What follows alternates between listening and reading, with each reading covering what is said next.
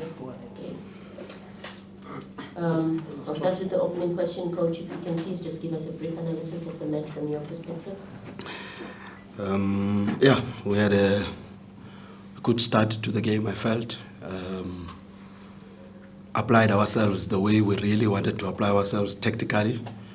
I think we knew that Pirates would come with a high press, with a front four of Mabasa, Saleng, Mufokeng, and Maswangai. And I think that we had figured a way to come out of that high press. And in the first half, that was visible, that we came out of the build-up very, very easily. And I think we caught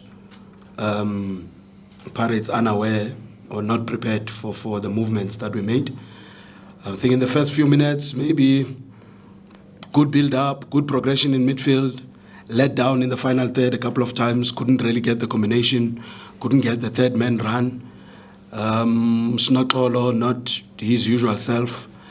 But I think from the pressure that we mounted on Pirates from a possession perspective, we were rewarded with a goal, second ball from the set piece, which we've also worked hard on the set pieces, because we remember that last season when we played Pirates, they had challenges dealing with our set pieces, our corner kicks and our free kicks.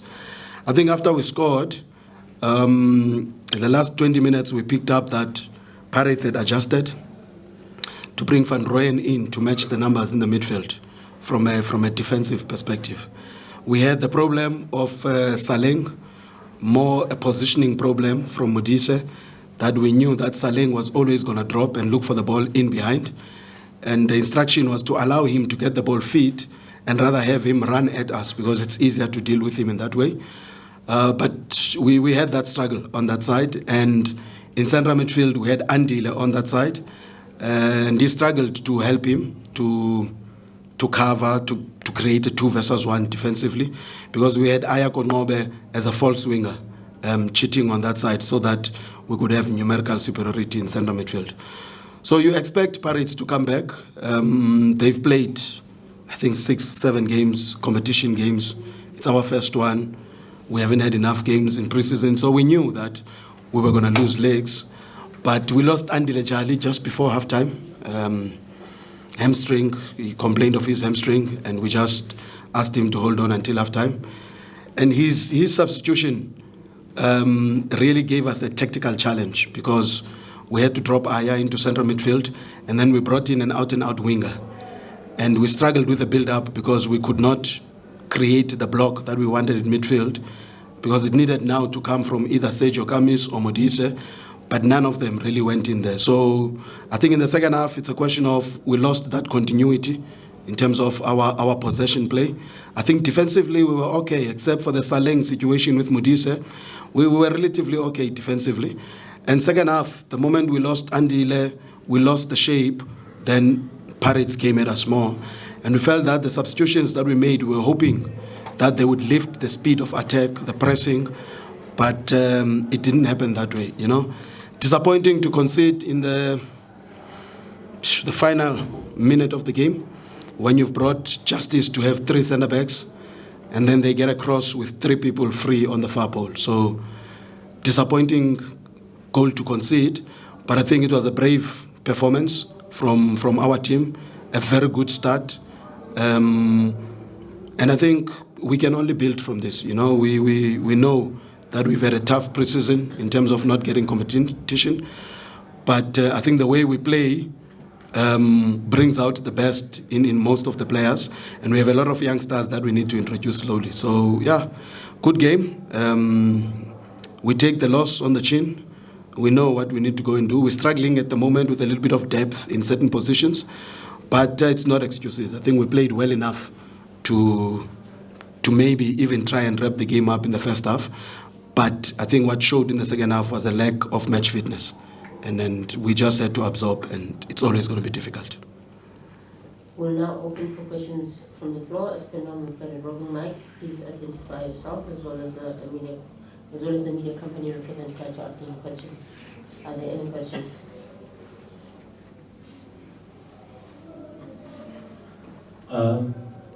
Coach Vedle from the CBC, hard luck on the result.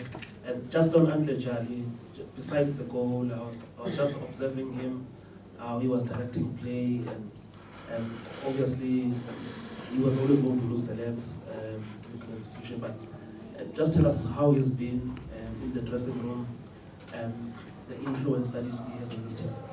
Yeah, as you say, you can see, he's been massive for the club. Since he's joined us, Andile has trained very hard. After a couple of months of no activity at all, having left Swallows in November, when we started pre-season, he's been in and training an hour before everybody else in the gym. He's not 100% yet, but because of the challenges we have in central midfield, we felt that even if he gave us 60 minutes, we were hoping that he could give us 60 minutes of leadership, and we knew with him we would be able to be on the ball more. So we've got a young star playing centre-back, Tabang Maloa. He hasn't played much. And we needed an Andile to guide our build-up, to give these youngsters confidence, to help Majorojo, Baraka, not good with communication, struggling with English. So Andile is going to play a massive role in the team. And I'm so happy for him that he scored, because so many people would have probably expected the worst. People say, yeah, he's going to come back, maybe overweight and all that. But I think the quality shows that he's there. And I think the fitter he gets, the stronger he's going to make us become. So his influence is massive for us. He's the coach on the field that we need. And I think he's going to help the team really going forward, together with Stanley, with Justice, and with Eva up front. They form the spine of the team, really.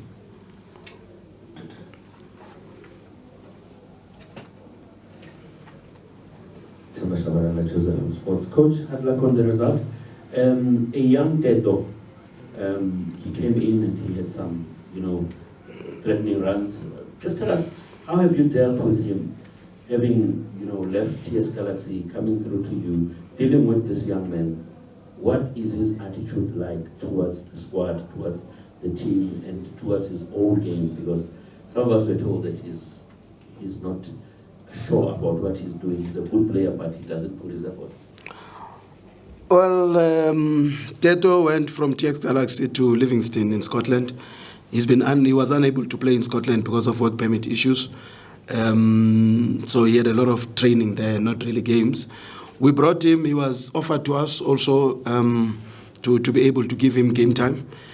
Very exciting talent, very promising talent. But one that still needs to be polished. Tactically, he needs a lot of work. At the moment, he relies maybe a lot more on his individual ability. I think you could see a couple of times on his first touch, he wanted to run all the time. So it's you need to teach him orientation to understand the spaces he's in. We played him as a 10. We've been training the entire pre-season playing him on the right wing. And the last couple of weeks, we decided to play him as a 10 because he scores at training, every single training session. He's banging in the goals in the small-sided games. So we felt that he could give us that impetus coming in as a number 10 because Snow was offish today in the game today. It's not Tolo Kwaiba. So he's one that's still developing. I think very good attitude towards training, open to learning. I think the fact that he comes from the Eastern Cape also presents that there's no language barrier. A lot of the kids, we can speak to them in their own language. And with youngsters, sometimes that's important because they get threatened or intimidated by a number of things. So he's one that we think is going to get better and better. There's a lot that has to come from him, but there's still some work that needs to be done. He was promoted on individual talent, but obviously to stay at professional level and sustain it, and I talk from experience of having worked a lot with youth, to stay at professional level and sustain it, it needs more than just the individual talent. It needs the tactical discipline, it needs the physical effort and the physical strength. I don't know if you saw in the second half, I had a go at him quite aggressively because I felt that he was not pressing. And he had just come on and I said to him, you are fresh and you need to press. And he was saying to me, no, I'm man marking, but I said, no, we don't man mark. We do ball-oriented pressing. So he's still developing. He's going to learn, but he's got a good attitude. And I think we need to be a little bit patient with him. Coach from it a few times. Just to follow up on his question, you found Osman Apollos that his career was kind of going away, but he knew him from Supersport. He was always a talented kid. Can you see maybe some similarities where you can wait and or make a player believe into their talent and make it become a consistent player. Obviously, when their career is kind of going on a downward spiral. That's the purpose, with a player like Teto. I think he's too good a talent to be lost to South African football. The same I said to Oswin when I phoned him to come back and play football after sitting 2 years doing nothing. So two a little bit different players, but a similar story, in that he has a youngster, he has a promising talent in South Africa that we need to mold, that we need to nurture. And I think the response we've been getting from him so far has been positive. So yes, we are hoping that we can have another positive story, another positive ending for Teto, moving back abroad and getting to play, being able to get into the national teams. That's very, very important.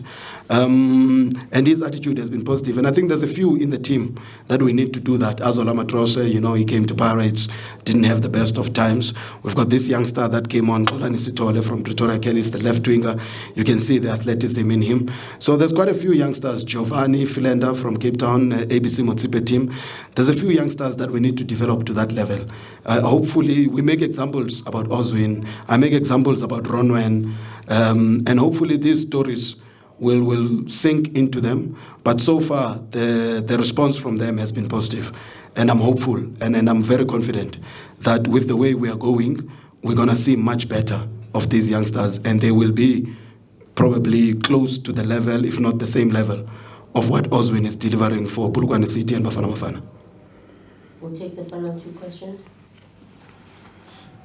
Coach, Sia from Kickoff, I just wanted to ask regarding Azola Matros, you decided against him today. Is it tactical? How far off is he from full fitness from the Matros that you know? Yeah, Azola joined us on the 17th of last month, which was way into pre-season. And when he joined us, he was left with 2 weeks of rehab. So he was still doing rehab from an injury that he had at Pirates. So the first 2 weeks, he didn't really train with us. So we were up here in Joburg for a camp to play friendly games, and that's when he joined us. He didn't feature in any of those friendly games because he was doing rehab. So Azola has only trained maybe the last 3 weeks, We brought him here also from a psychological perspective that he's played for Orlando Pirates. If the opportunity was there to put him in, we would have liked to put him in. But with the intensity of the game, we had the talk on the bench about putting him in. But the challenge we had was that we had already made substitutions in the positions that he would come in and play. Because Azola either plays left wing, number 10, or right wing. So we had Sitole coming in. We had Azola Ntabo coming in into midfield. We had Teto coming in. So the only option that was left was to take Eva out and put Azola in. But then we felt that the height of the team is going to drop because Eva also helps us for set pieces. So, yes, the plan was that we would hopefully give him a few minutes in the game, but the situation in the game did not allow us to do that. So when we took out Eva, we had to bring in Justice. And it would not have been nice to take out one of the three, Ntabo, Teto, or Stole, who had just come in at halftime. So we're hoping that we can load minutes in him through these games. The same with Justice Chabalala.